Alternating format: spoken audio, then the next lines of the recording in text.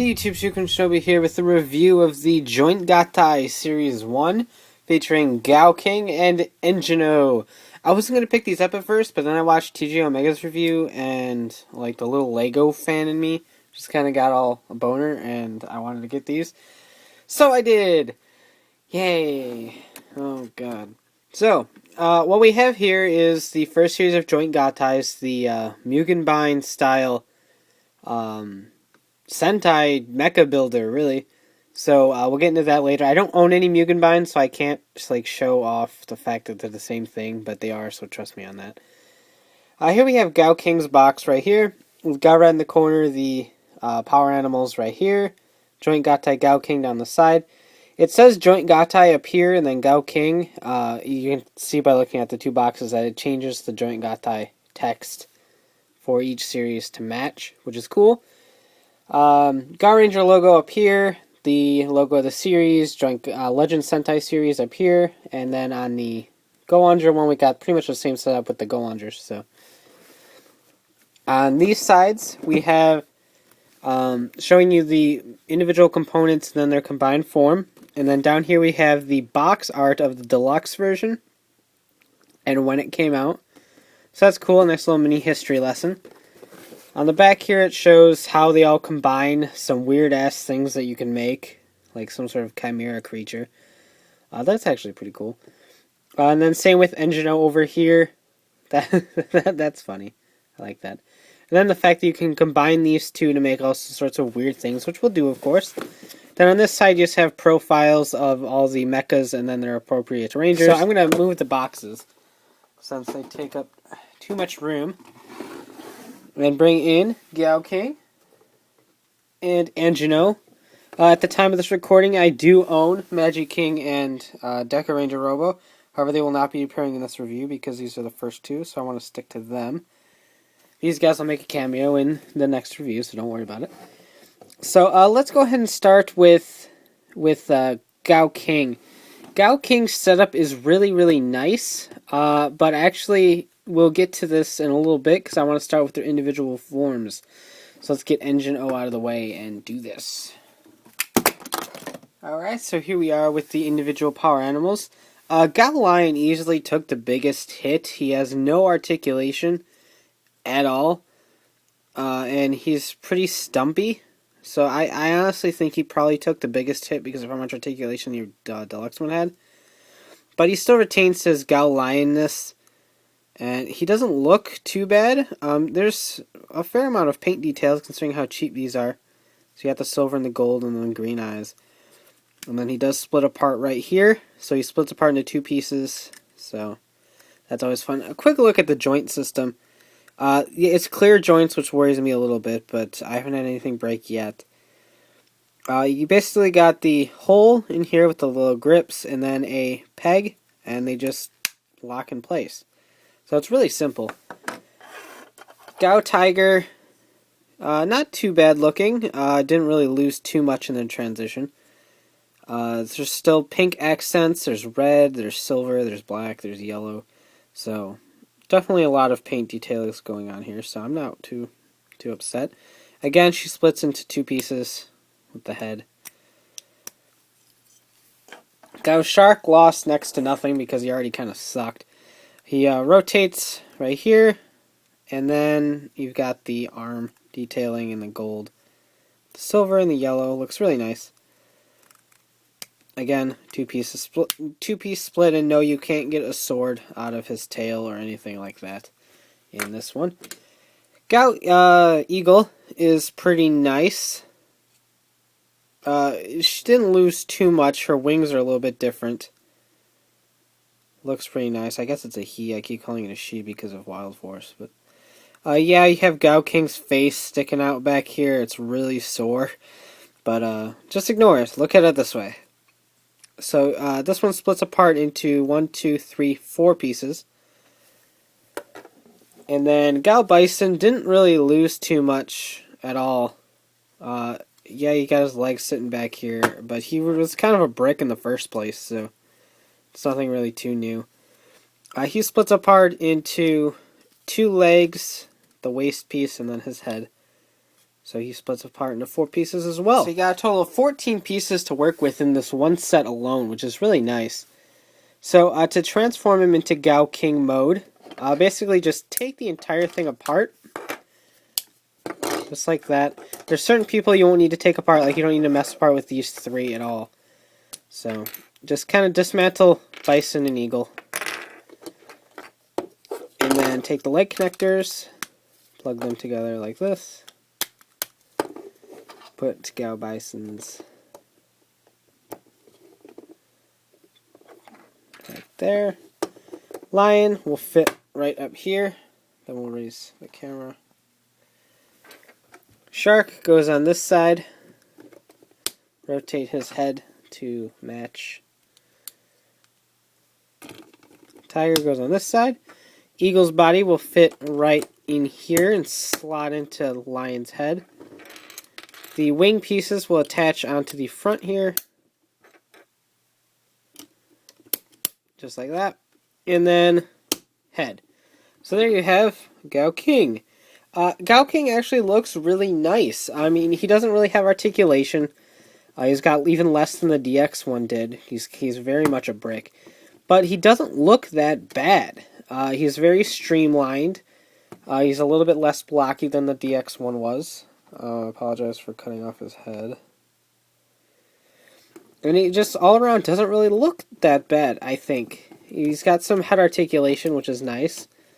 Then you've got the whole arm thing. Swivels there. And that's really about it. But detail-wise, nothing was really spared too much. You've got paint detailings everywhere it needs to be. The back is kind of bland. I will say that. It's Bandai of America level of intriguing backs. But overall, I mean, it doesn't really look too bad. Just line up a bunch of these on your shelf. Yeah, they're cheap. They're a fairly decent representation of each mecha. And they are really fun to play with once you get more. So, I don't really have too much else to say about GaoKing. So, let's go ahead and split up Engine-O and take a look. So here we have the 3 engines. They are quite a bit bigger than the Power Animals were because they're only 3 pieces, so they get a little bit more space to work with. I'll start with Bear V. She's just kind of here. Honestly, looks a little bit better than the American version, to be honest. But she splits apart into 2 pieces, obviously.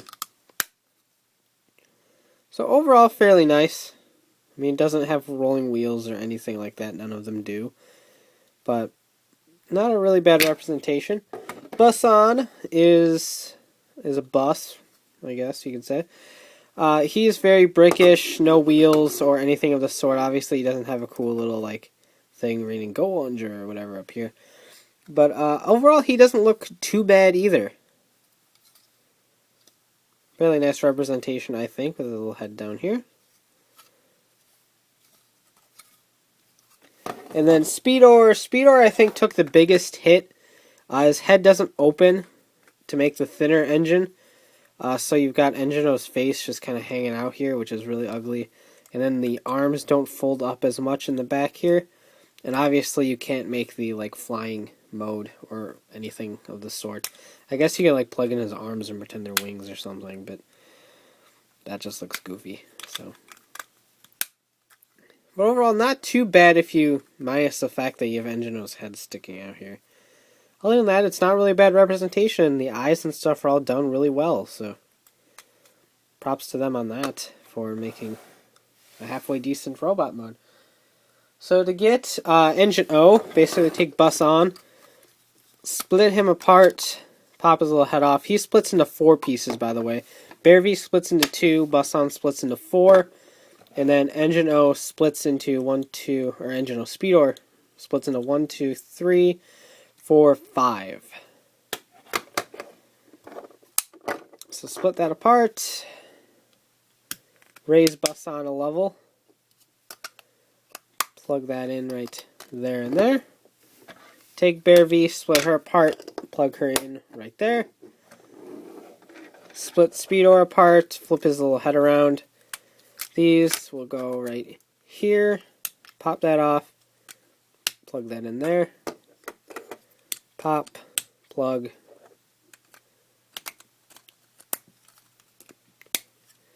Some of the joints are kind of loose, so if you put any sort of pressure on them, they'll pop out. But that's not a huge deal. And then the shield just kind of pegs right here on the back of Bear V.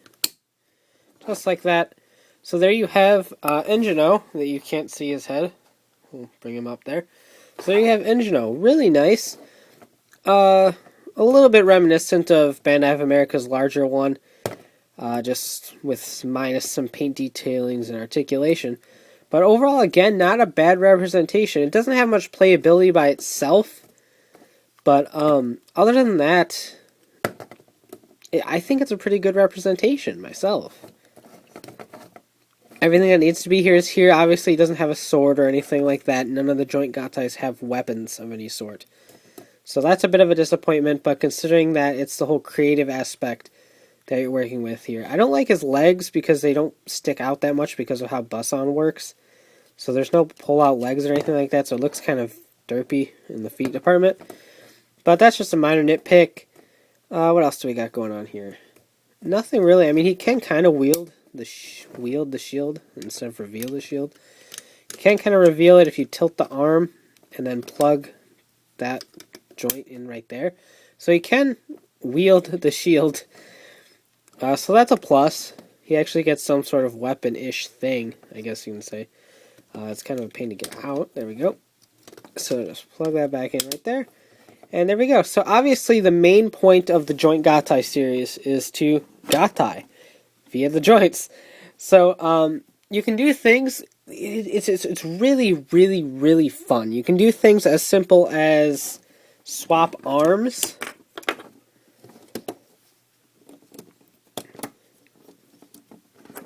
Then you can put the power animals on Engino. So you can do something as simple as swapping parts. You can swap feet.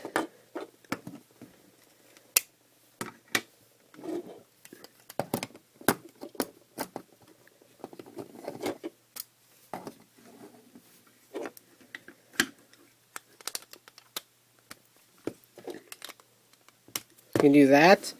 You can make Engino the stumpiest little thing ever. You can switch around bodies to take Bear V with it. So you can plug that into there, and Bear V into here.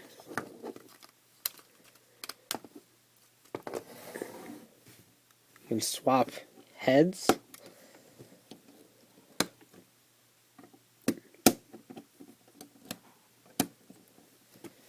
You can do that. You can swap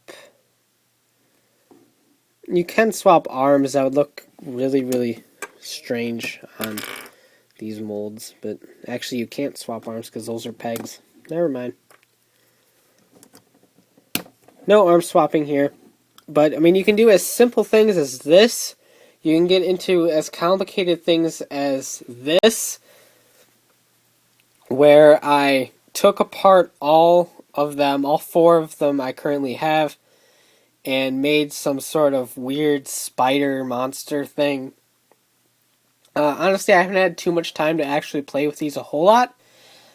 Just the amount of imagination that you can put into things like this is really, really fun. It's great for kids. If you're a parent, you have little ones, you want to kind of introduce them to Sentai and the history of Sentai, or Power Rangers even. You can get these. They can build whatever they want to build. It is really, really ridiculously fun. I'm a huge Lego fan. It's just not anything I heavily collected over the years. But I love building things, and this is absolutely fantastic toys for people who like to be creative and build and just use their imagination. So absolutely phenomenal toys for that. And really, they're just fun to make such weird things like this. I really do love them. So, I forgive the line. I hope they forgive me for all of the bad shit I said about the beginning. I tend to do that a lot, I'll admit it. I'm a hypocrite usually when it comes to my toy buying. So, really, they get the Shuki seal of approval. I really do love these things. And we have these, and then the next review will feature Magic King and Deca Ranger Robo. And then the line after that is Daizujin, the MMPR Megazord, and Shinkano, the Samurai Megazord. So we got the old and the new with the next Wave 3 coming up. So just really looking forward to it. So stay tuned for next time with Magic King and Deca Ranger Robo. But for now, you can check out a small written review at ridersmanandrebels.com, bringing the latest token news in the craziest way possible. And of course, you can talk about these toys and everything else at the Ramboards at ridersrangersandrambles.com/forums. So take care and have a great one. Happy building. Bye.